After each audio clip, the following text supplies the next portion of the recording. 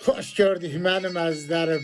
Bugün sizlere Fahralımızın güzel oğlu Pənah bəy Ziyəddin oğlu yaradıcılığından 4 bəhtlik bir güzel şehir paylaşıram benim əzizlərim.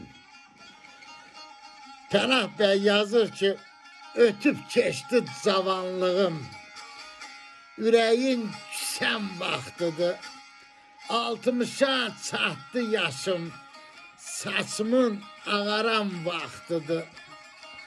Uşaqlığım dəcəl keçib, cavanlığım gözəl keçib, kimdirsə zaman seçib, sıraya düzən vaxtıdır.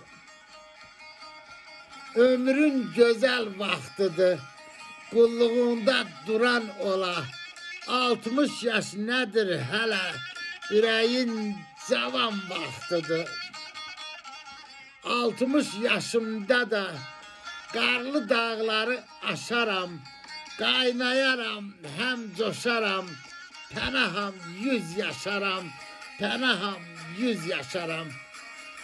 Sağ olun dostlar, var olun, var olun.